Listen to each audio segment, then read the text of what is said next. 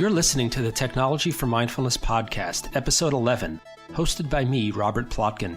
Today I'm going to be speaking with Melli O'Brien, also known as Mrs. Mindfulness, who teaches mindfulness retreats and courses and also blogs about mindfulness at mrsmindfulness.com. That's mrsmindfulness.com. She has taught and spoken extensively on mindfulness at conferences, festivals, and workshops in her home country of Australia and beyond. We're extremely pleased to welcome Melli O'Brien to the Technology for Mindfulness podcast.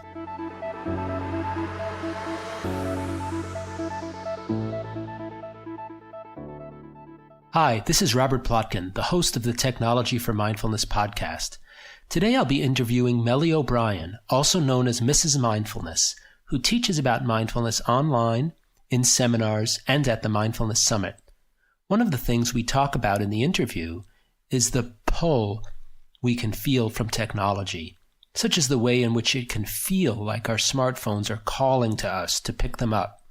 You'll hear some great, simple, and practical suggestions from Melli O'Brien about how to learn to pay attention to this feeling and how to use mindfulness to cultivate an ability to respond to it appropriately rather than reacting to it automatically.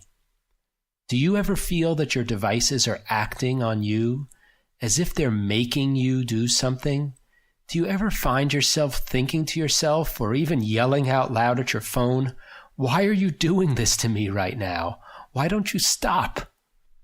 You might know intellectually that your phone can't make you do anything, but that doesn't necessarily make the feeling any less real. Here's an exercise from our Tap into Mindfulness program that you might find useful for exploring this feeling. Pick up your smartphone, that's right, do it right now, and find the icon for an app that feels like it is pulling you towards it. It might be Facebook, Google, or text messages. There might be a badge on the icon letting you know just how many messages are waiting for you. Now, and listen to these instructions very carefully, move your thumb towards that icon, but don't tap it. Instead, let your thumb hover right over the icon, but stop short of tapping it. Now, while you're paused in this position with your thumb hovering over the icon, take some time to pay attention to how you're feeling. For example, do you feel that pull, the pull or urge to tap? What is the feeling?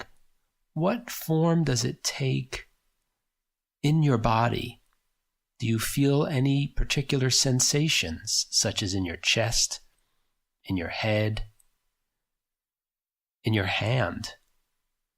What do you notice about your breath, for example? Is it deep or shallow, regular or irregular? What thoughts are going through your mind while you're looking at your phone with your thumb hovering over that icon? Now pull your thumb back and put the phone to sleep. In the Tap into Mindfulness program, we spend a much longer time engaged in this exercise, but even from this short sample, you can get a flavor of what it is like to sit with the feelings that arise when you move towards using your phone, but stop short of following through on the action that you feel tempted to engage in. We hope you enjoyed today's tip for working on the pull of technology, and that you'll enjoy the upcoming interview with Melli O'Brien about mindfulness in the information age.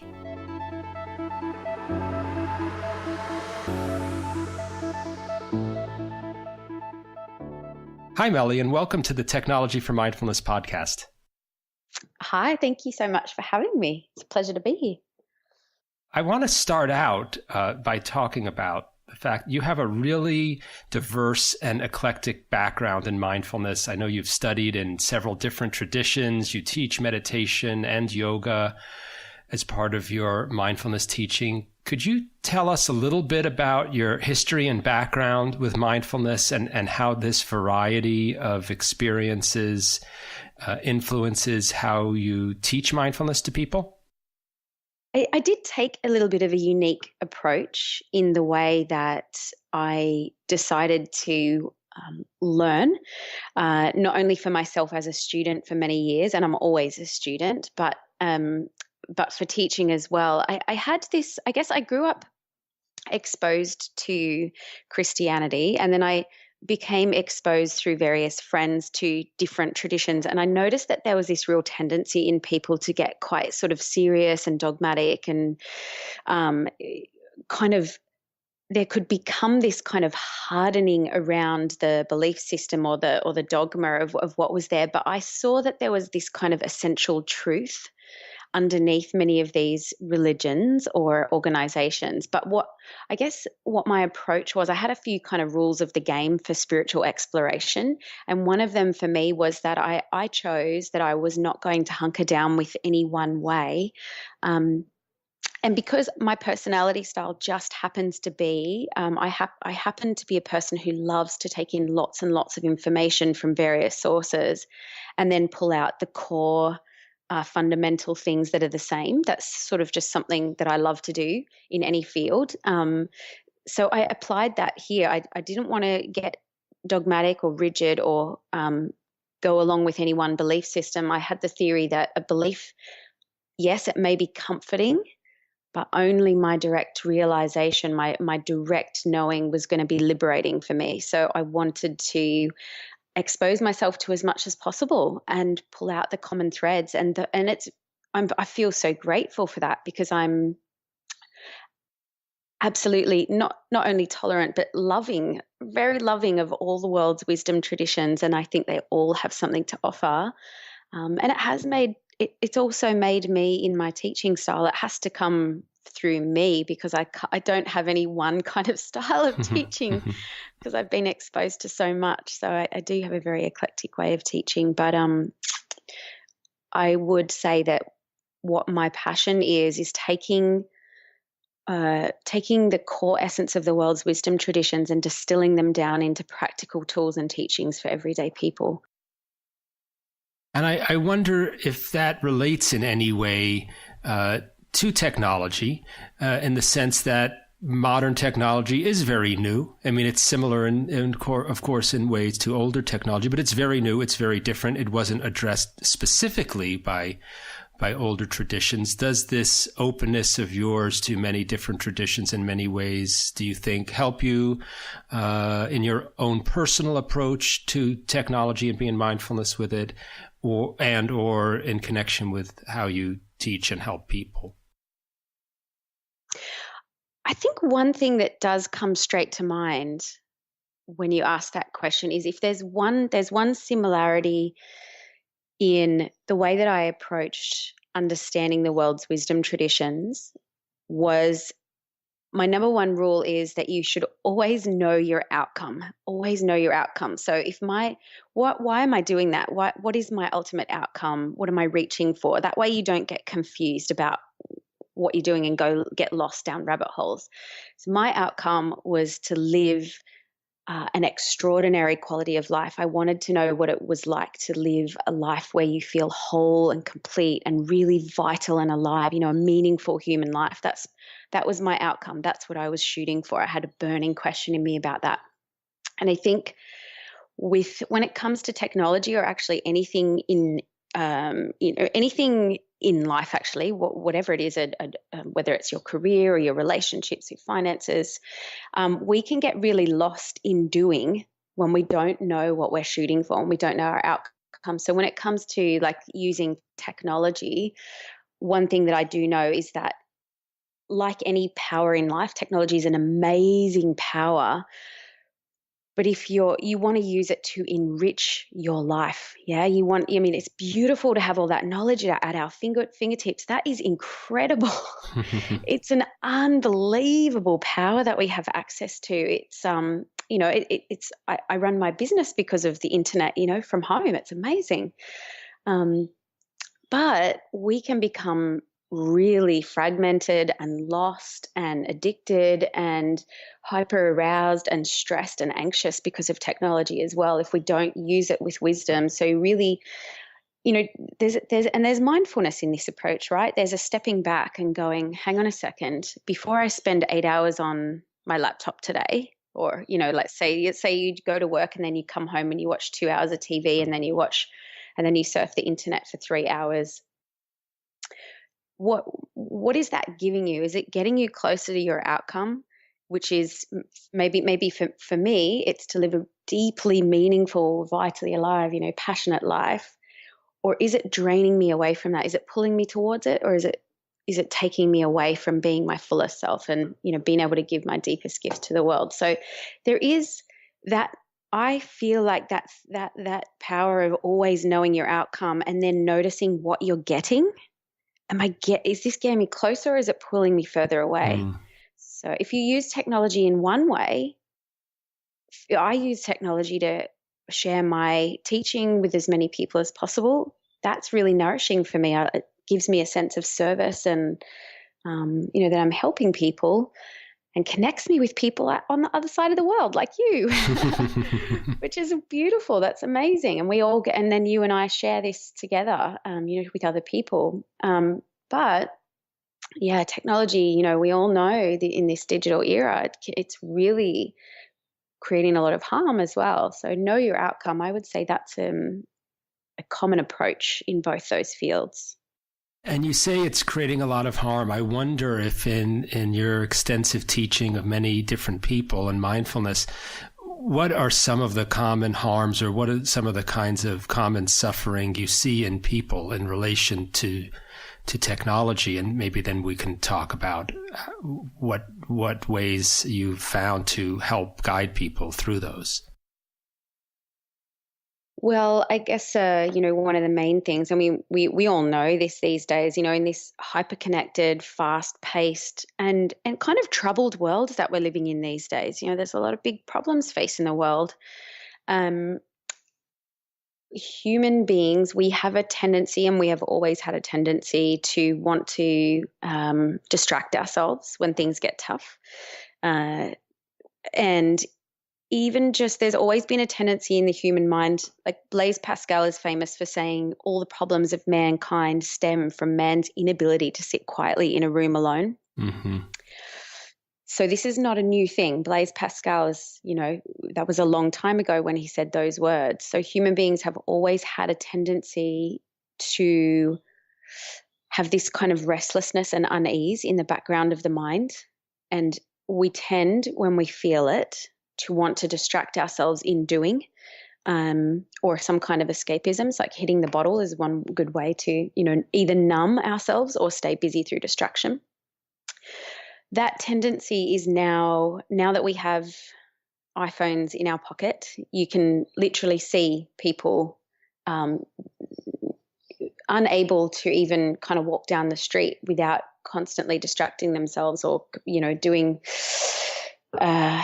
something on the phone, people walking. I hear these videos online now of people walking into, freeways and off wharfs and falling in the ocean and doing all kinds of weird things while they're on their devices. So the problem with that is not only are we getting more lost in autopilot mode, which is this kind of pervasive unawareness where we're not connected with our lives. You miss the moments of your day. You miss your life. The look on your child's face when they wake up in the morning, the steam rising out of your cup of tea in the morning, the little beautiful things about being human, the feeling of the warm blankets on your skin in the morning when you wake up, the little things that make life, good and enjoyable.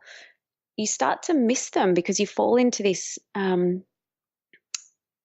autopilot mode. And now the other problem with autopilot mode, it's not just that you miss your moments, although perhaps that's the most important thing, maybe we'd all realize that when we get to the end of our days and look back, we might realize that was always the most important thing. But there's other costs, because when you're spending a lot of time in that hyper distracted, mindless mode, what we tend to do is because we don't have enough mindfulness, we don't have enough awareness to choose conscious choices according to our own values and what matters most to us. So what we tend to do is we play out our conditioning. In other words, we react. We don't respond, we react when we're in autopilot mode. So that means if you're an angry person when you were younger, then you'll be angry when something goes wrong. If you're anxious person, if you have conditioning around that, then you have no choice in how you relate to it. You get anxious, you go down spirals into anxiety and depression, this kind of thing. You might stress constantly through the day, and you don't have any choice to stop because you're not aware enough to stop. That's a high cost, because we don't have to be slaves to our conditioning. We do have the capacity for awareness. We do have the capacity to wake up and to choose who we want to be in each moment and how we want to show up and how we want to act. So even those two things, those two things alone are huge costs to pay in a human life, to miss your moments and to not be able to show up as who you really are, your own values, what really matters to you. Those are big things. But then there's all these other costs happening as well. We've got really quickly rising statistics, from the World Health Organization, that chronic stress, depression, anxiety, so fast on the rise right now. Depression, according to the World Health Organization, right now is an epidemic.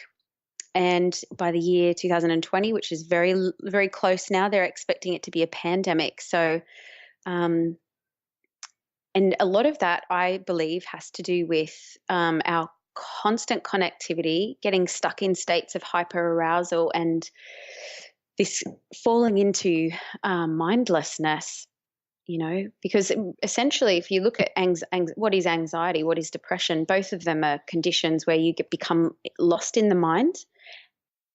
And then there's a slippery slope down into certain patterns of thinking that really are very draining. Yeah.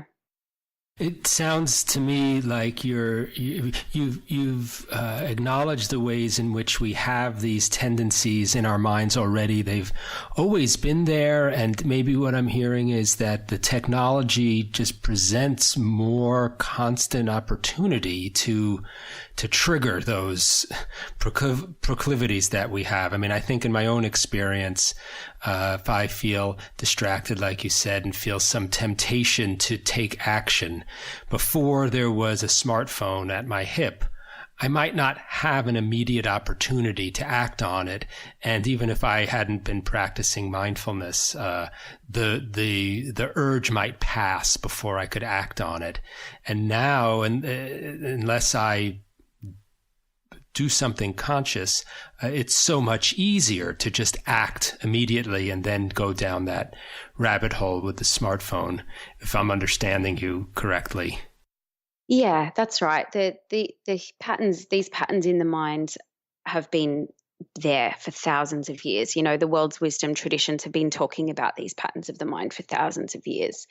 It just seems that now and I think to be honest, it's not just technology. It's a few different factors that are happening in our culture these days that sort of come together to bring about conditions where those parts of the mind are really being it's progressing quite quickly now, and you can see the symptoms, like the things like the rapid rise in anxiety and depression, that kind of thing. Those are symptoms of that happening. So, and this is a very basic question, but particularly for those people who are not engaged in a mindfulness practice, what would you say is the way in which mindfulness practice can help with these kinds of problems? Basically, what mindfulness allows you to do. So it probably, good to sort of explain really that the word mindfulness really just means awareness. It really just means awareness. So what mindfulness does is there's this training in cultivating awareness, and so each of us has an awareness that is there prior to thoughts and emotions. It's a bigger container than thoughts and emotions. And through cultivating awareness, what we are able to do is stand back or untangle from our thoughts and our emotions, and then we can learn to relate to them differently. And it's really a powerful capacity for anyone to, I mean, we all have it naturally. Everybody has moments of mindfulness naturally. It's just kind of building the muscle and making it stronger. But when you do that, what you learn how to do is you learn how to relate to thoughts and feelings in really different ways, in really skillful ways, where, and you also learn to befriend the mind, which is a really big transformation, because most people have a somewhat antagonistic relationship with their mind without much training. If you don't have training, it's naturally, some people have a voice in the head that's an inner critic, a little inner critic. Some people have a voice in the head that is like a tormentor. Like someone who has depression or anxiety, that voice in the head can become very unpleasant. So through mindfulness training, you kind of learn to almost like break in the mind the way you might break in a horse, in a friendly, compassionate way. You learn to have this friendship with the mind. And it really transforms your world from the inside out. And the things that I was talking about before, like being able to make conscious choices according to your values and who you really are in this world, feels really good. Being able to bring yourself fully to this world, to know yourself deeply and be yourself fully in this world rather than acting from conditioning. Wow, it's a seismic shift in the way that you go about life. Seismic shift. Life feels very good. You feel very in your integrity living like that. So, and also just in relation to technology, like a simple example of what mindfulness could do is, let's say your phone rings and normally you just reach for it out of habit because basically you're not mindful in that moment, which means on some level most of your awareness is lost in the mind. So a lot of the time, this autopilot mode that we speak about is when you're no longer fully in touch with the moment. You kind of phase out into this autopilot state.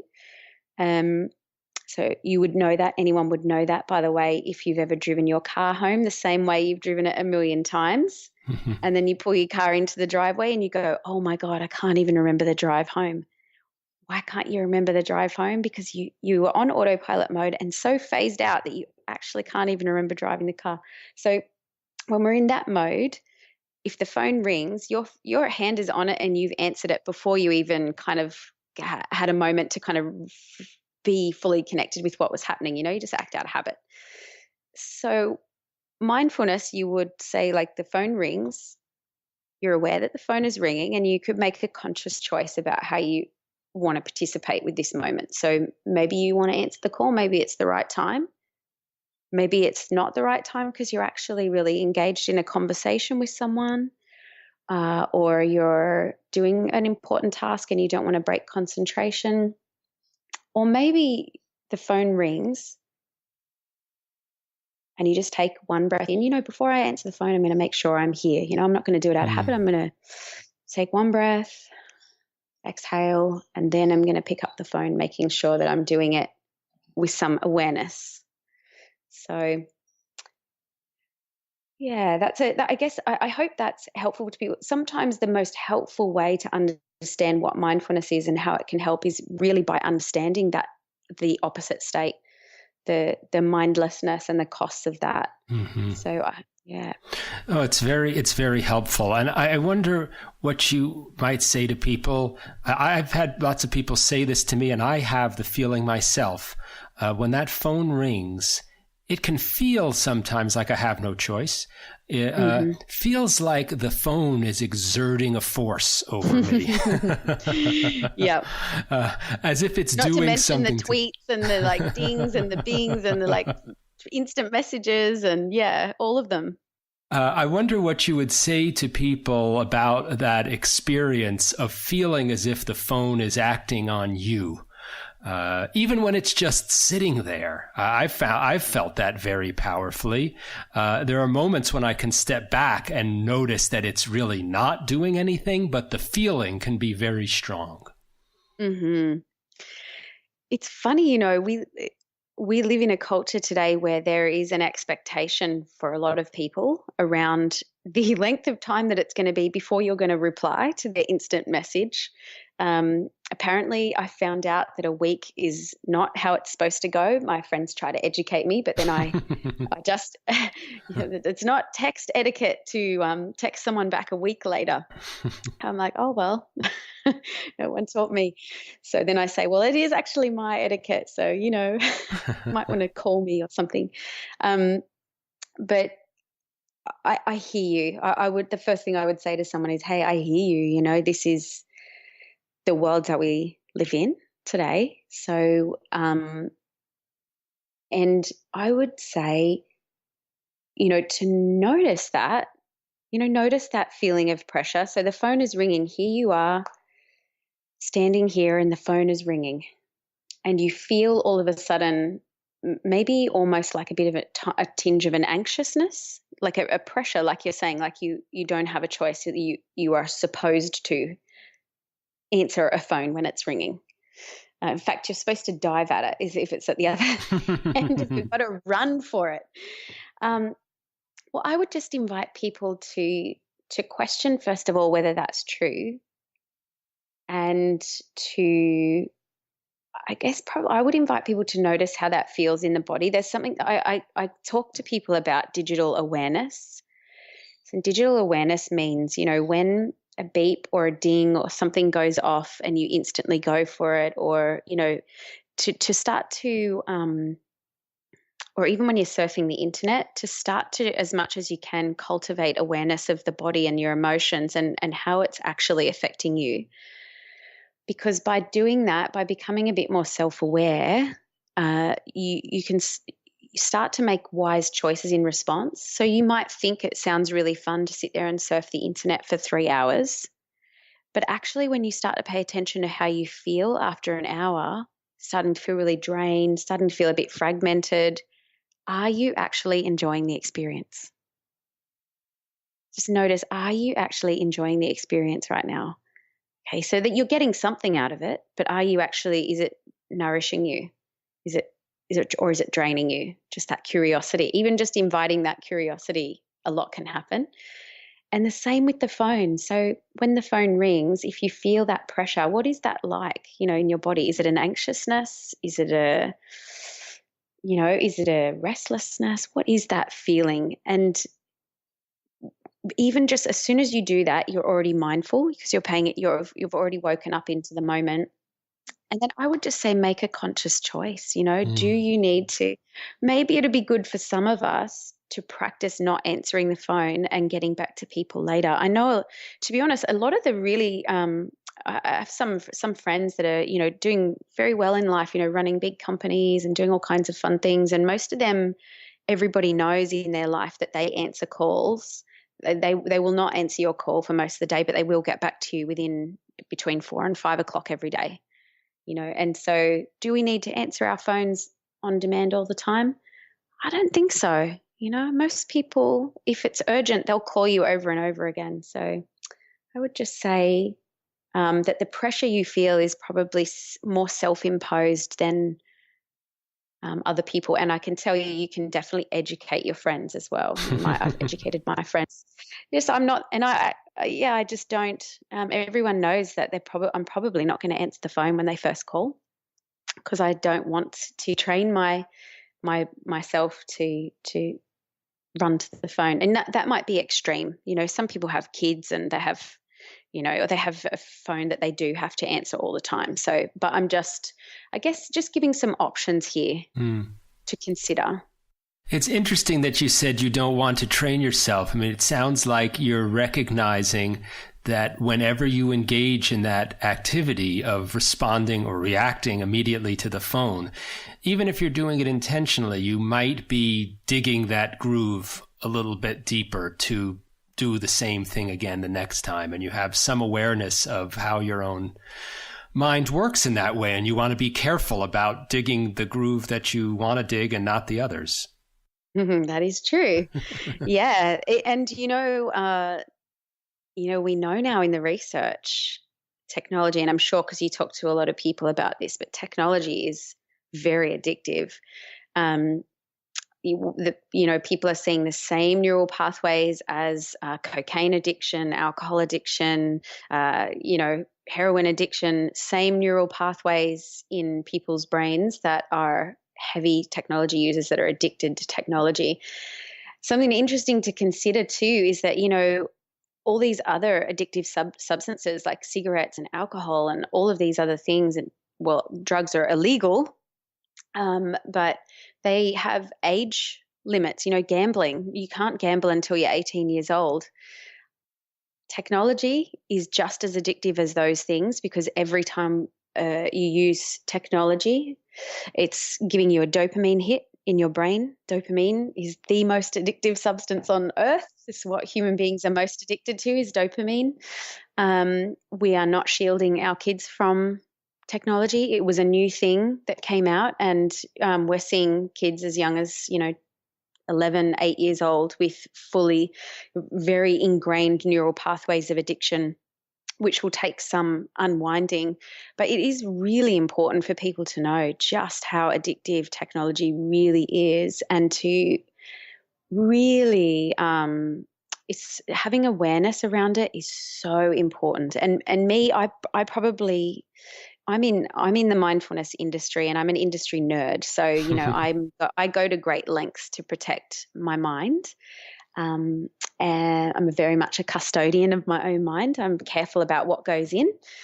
And so I'm very, very, very cautious with my use of technology. Very, very cautious. Nothing wrong with technology. There's nothing wrong with alcohol in moderation. In moderation, it's wonderful, both of them, beautiful things. Well, not for everybody. But most things like sugar, in moderation, it's fine. In a lot of it, those can kill you in your body if you get, So I'm very, very careful about laying down neural pathways that might get me into trouble. Yeah. It's very interesting, the analogy between alcohol and food and the mind. I think it's quite common for people to accept that you put something harmful into your body and it will hurt your body. It has an effect. And yet it seems quite common. And if I look at my own beliefs, there's a part of it in there that if I just view something or just see something, it's different than food, that somehow I have the free will or control to decide how it will affect me. And you're suggesting maybe not that's entirely untrue, but that there can be ways in which merely exposing your mind to things can have effects, and that it could be wise to make some choices about what you take into your mind, like what you put into your mouth when you eat. Absolutely. One of the principles that every single one of the world's wisdom traditions, every single one of the world's spiritual teachers that I've exposed myself to, and I've read over 500 books on, spirituality, comparative religion, different, texts and books on psychology, all these different things in that field. And I can tell you that they're all unanimous. One of the biggest principles, I've broken down there's 7 principles that keep appearing over and over and over again.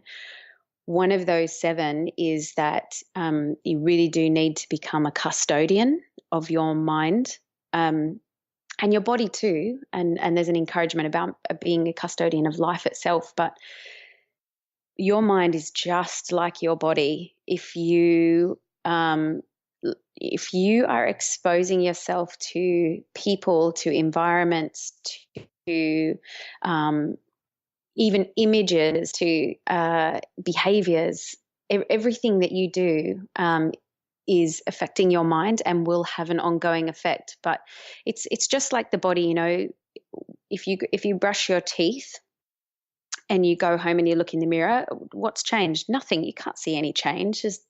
You can't, no, your teeth aren't any whiter. It doesn't make, but if you brush your teeth twice a day, every day, it's going to keep, and if you don't, there's a real consequence to that too. But so these little, but some things have massive effects. Like there are some things that you can, one-off things that you can do, like, that can have big effects on mind and body, like having an accident or something like that, or exposing yourself to something very, very difficult or violent or something like that. But the little things that you do every single day, like surfing the internet, if you do that 1 hour a day, or if you put, you hang around environments or people where they're sort of very draining environments, talking negative all the time, or it's just like ingesting bad food, the habits that you do with the mind. It's just the same as eating food where you're putting on weight. Every little thing has an effect, just like every little thing you expose your body to has an effect. And to take that analogy to something you mentioned earlier about children, we do pay careful attention to what children eat because their bodies are developing in a different way at a young age, and they need certain kind of nutrition that adults don't necessarily need in order to lay that solid foundation for their bones and for their muscles. And you mentioned the problems we have now with kids being exposed to digital media, phones all the time. I wonder, in your teaching, if you teach parents or children directly, in what recommendations do you have to people, or are there any particular ways in which you address the needs of children, or the special kinds of ways in which they're at risk from technology?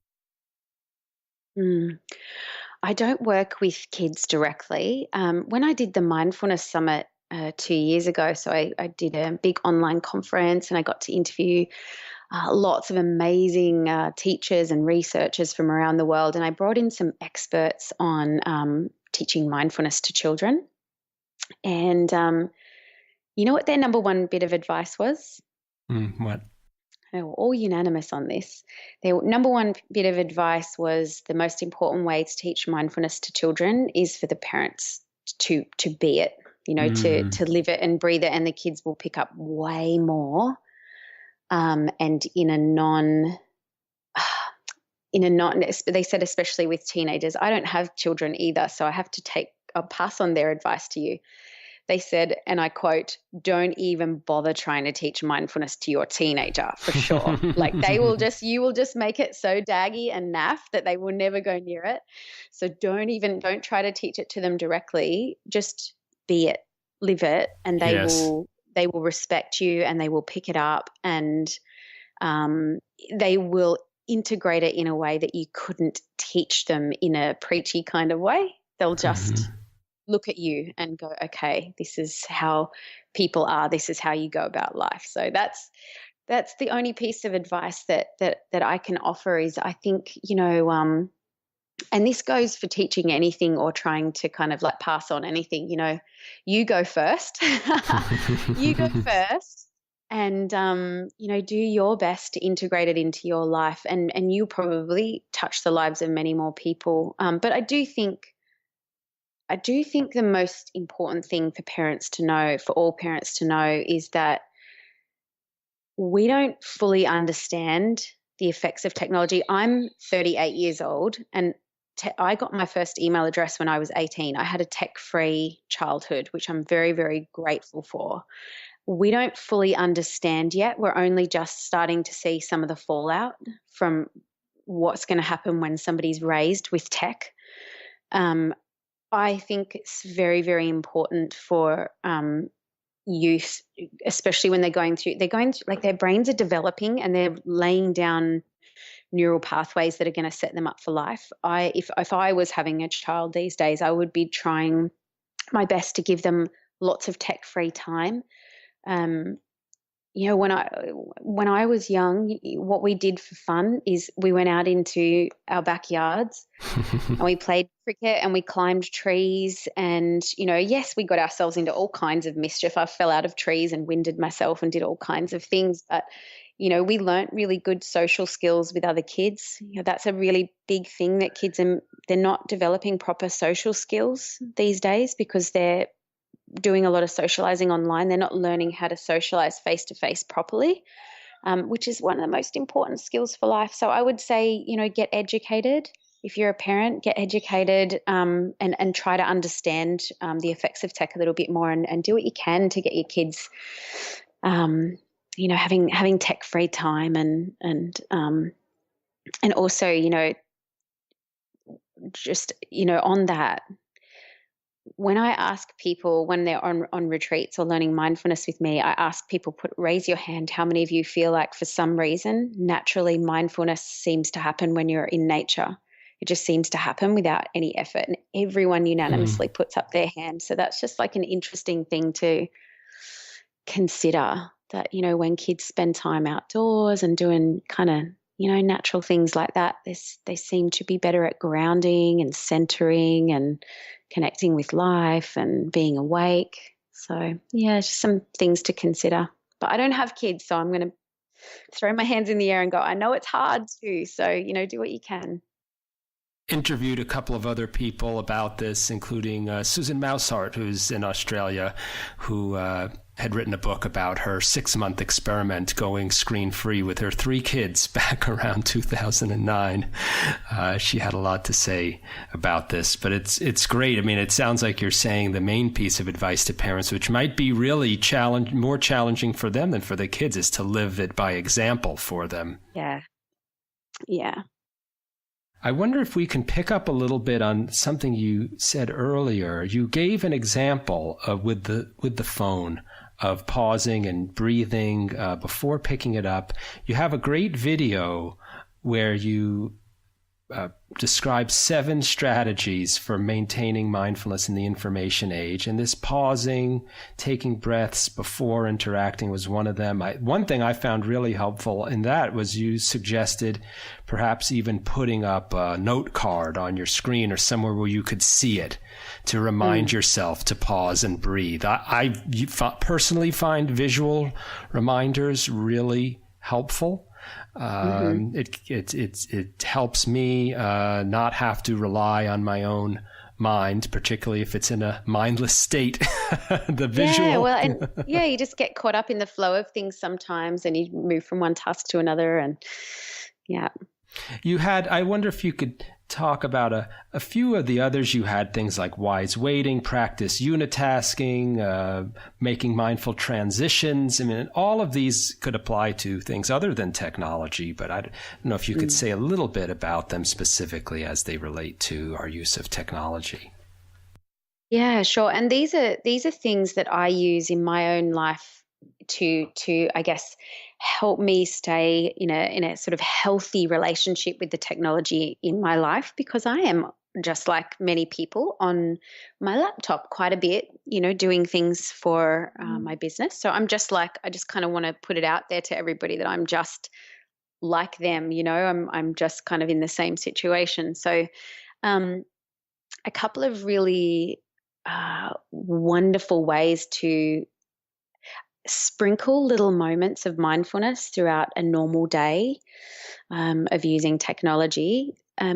So we mentioned one already, which was, if there is a beep or a ding or a ring or something like that, and you feel that pressure that you were talking about, that urge to just reach for it, just to take one breath before answering. It just gives you a little moment of coming into awareness. Whether you reach for the device or not after you do it, it really doesn't matter. But the main thing is the way that you're doing it is not unconscious. It's not out of habit. It's a conscious choice. So you can condition yourself to use those things as wake-up calls instead of lures into unconsciousness, which is really powerful. Just with one breath, one mindful breath. So you feel your breath flowing in and you feel your breath flowing out. And by the way, Google's Search Inside Yourself program, which is a mindfulness and emotional intelligence-based program, they encourage all of their staff to do one mindful breath before they hit send on an email. Every single time they send an email, they stop, and maybe they want to reread the email even after they do that breath. Sometimes they encourage them if they find that they were about to send the email and there was a bit of something behind it, something emotional. They were sending a bit of an email that had some oomph to it, to reread it and see if they want to really hit send. So mindful pauses. Wise waiting, I call it. Wise waiting is to see if it's possible to actually allow there to be gaps in your day. In other words, like when I was sitting waiting for this podcast to start, for instance, I felt the urge to walk around my house and do a few things before the call. And I actually sat down. I just sat down and just went, no, I'm just going to sit here. Just wait and breathe. This is, in the old days, this was just, a completely normal thing to just sit and wait. So this extends a lot further than just with technology. I mean, wise waiting can be, if you hit a red light, well, this is actually with technology though, because we end up making phone calls in all these moments and answering things. If you're at a red light in traffic, just wait. You don't need to call someone, or just can sit there and just breathe and wait. And same thing if you're in line at the grocery store, it's Nelly, your turn, but there's 3 people in front of you. You could reach for your device in that moment and you could just start texting and doing all kinds of things. Or you could just wait, just breathe and allow that to be a moment of training mindfulness instead of training unawareness. Mm-hmm. Really powerful, actually, wise waiting. It sounds really simple.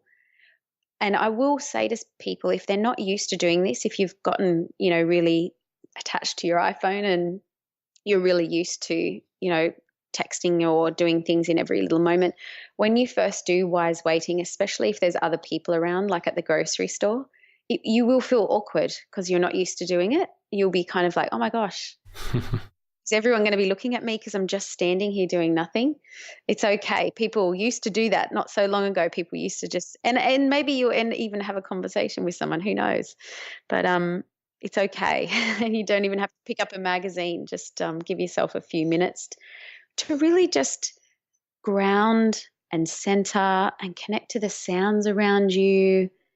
Just feel the beating of your heart. Use those moments to connect to your life, to establish yourself in awareness so that you can live the rest of your day fully alive. It's really powerful.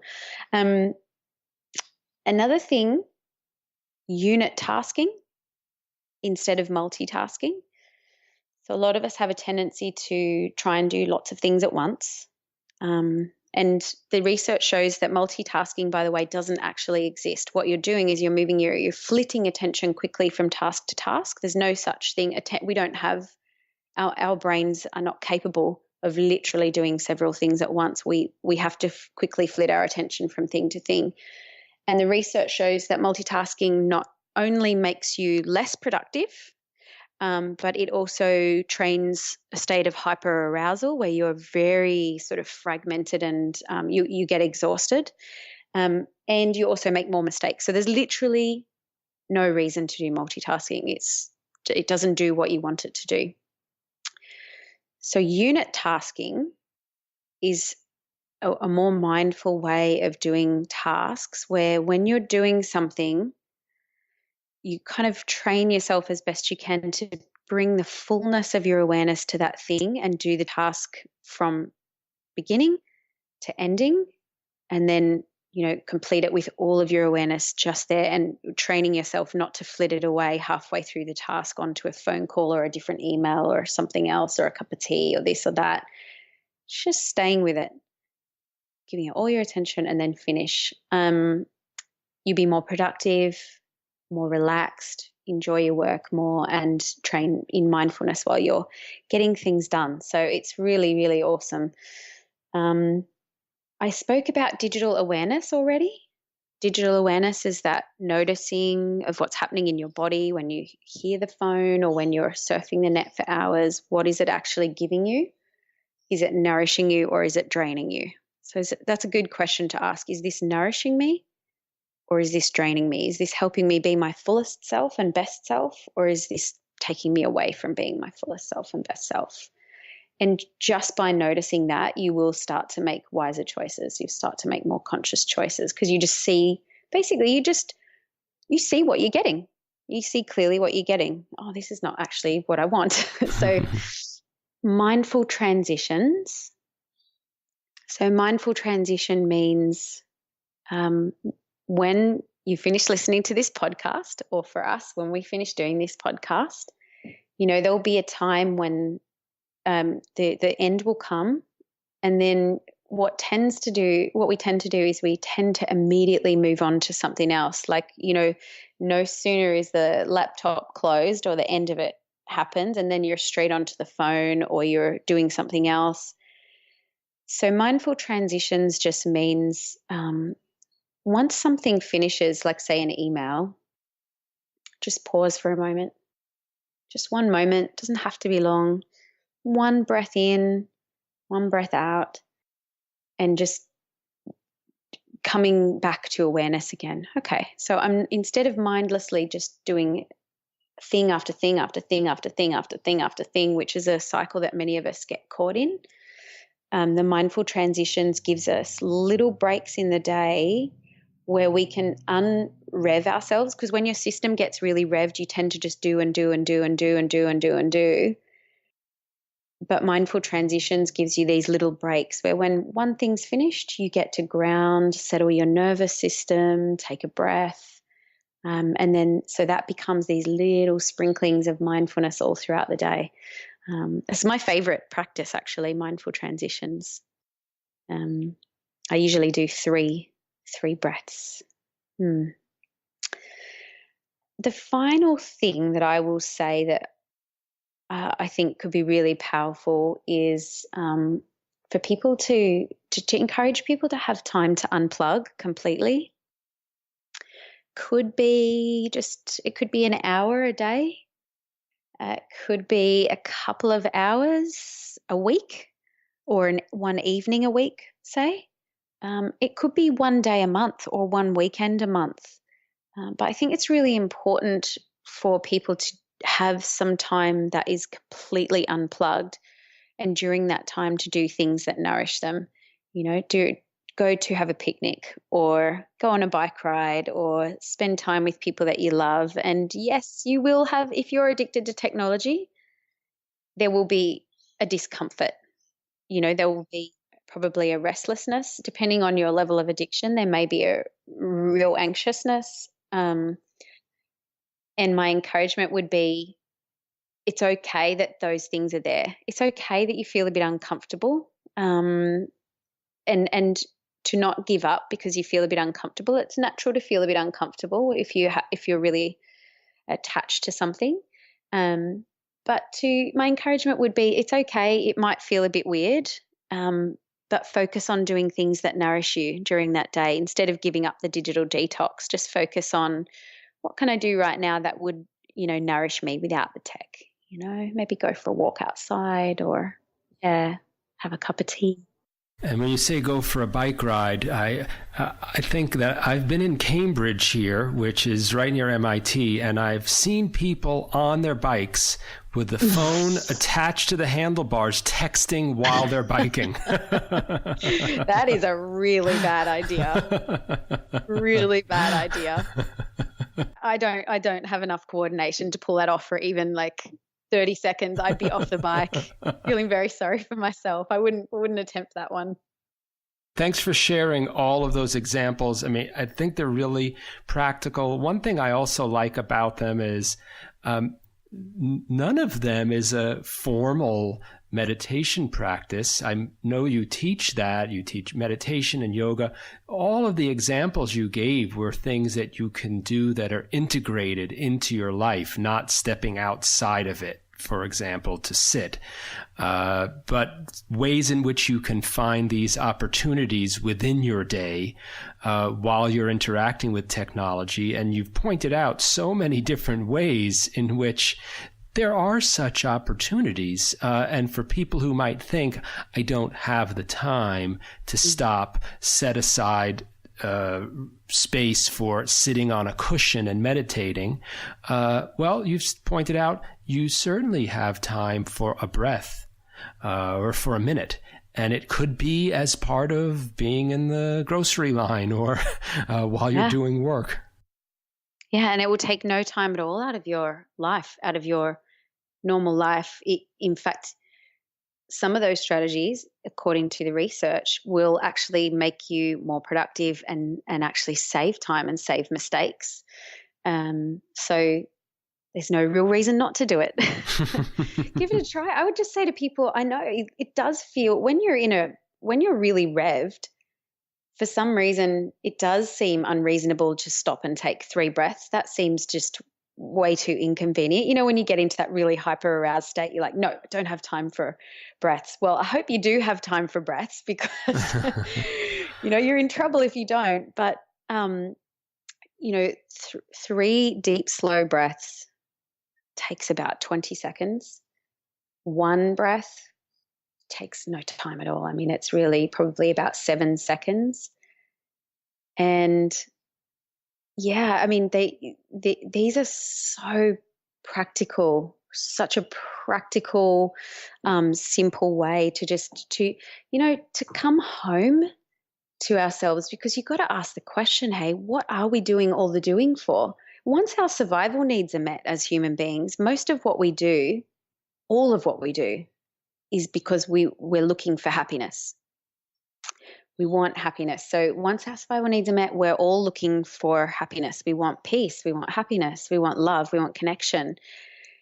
And what are we doing all the doing for? Is it getting us what we want? For most of us, according to the research, it is not. We live in a stressed, fast-paced world where we're hyper-connected, and many of us are doing what neuroscientist Rick Hansen calls redlining through our days in a kind of semi-fight or flight state.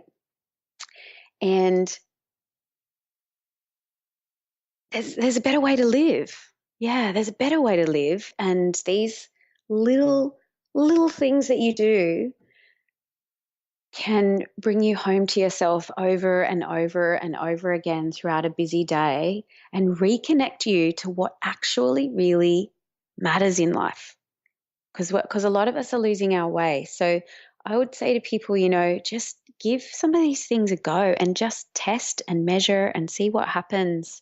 And if you have got the time, doing a little bit of formal practice will make a big difference as well, even if it's only 10 minutes. So I do encourage people, if they can, give mindfulness a go for 5-10 minutes a day. It will make a big difference if you do it consistently. Thanks. It's a really inspiring invitation. And I'd like to end it just by repeating back the question that you asked, I think, people to ask themselves. What are you doing all the doing for? So thanks so much, Mellie O'Brien, for being on the Technology for Mindfulness podcast. I really enjoyed speaking with you. Yeah, you too. And I think this is an important topic, and I'm really glad you're doing this podcast.